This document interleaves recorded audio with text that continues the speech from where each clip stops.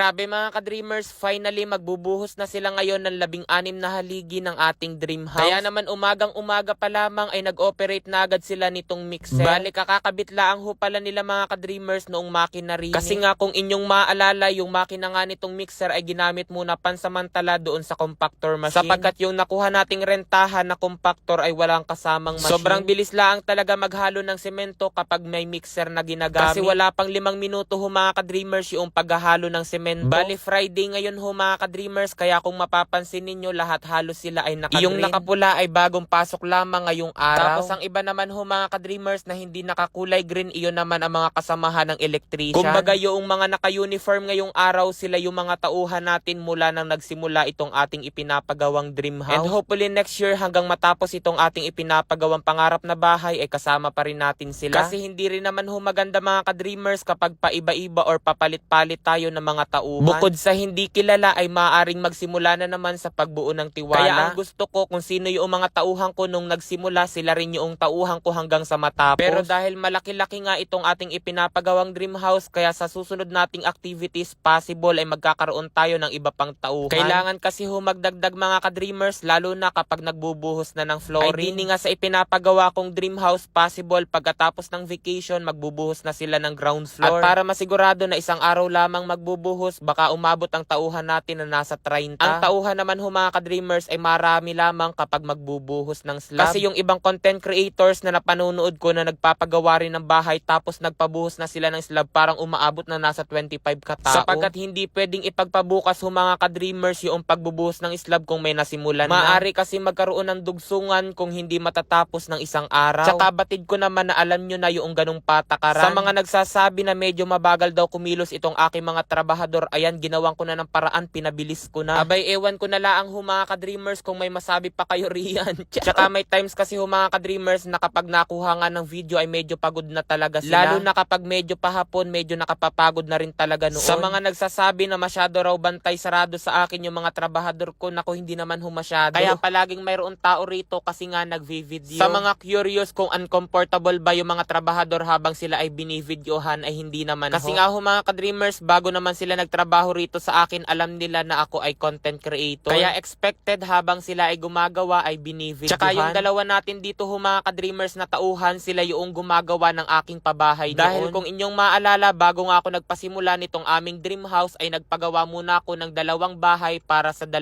matanda. Si Tatay Efren na 89 years old, tapos si Nanay Josepina na nakatira malapit sa ilog. Kaya sa mga nagsasabi riyan na hindi nga ako marunong tumulong, naku, baka bago lamang kayo na nakapanonood ng aking videos. Sapagkat bago ko sinimulan itong pangarap namin na bahay ay tinupad ko muna ang pangarap na bahay ng 2 matanda. Yes, aminado ho ako mga ka-dreamers, simple lamang yung bahay na naipagawa ko sa kanila pero napakalaking bagay na iyon. And this time pangarap naman natin na bahay ang aking tutuparin. And hopefully next Christmas sana rito na kami nakatira. Grabe mga ka-dreamers, ang dami nagtataka kung saan nga ba ako kumukuha ng pampagawa ko ng dream house. Dito lamang iyan kay PH Rush. Kasi rito, kawi-withdraw ko lamang ng 100,000 pesos. Tingnan nyo, ipakita ko sa inyo kung paano kumita rito ng napakadali. Dito, Super Ace dito ang madalas kong laruin. Yan, play. 600, 400,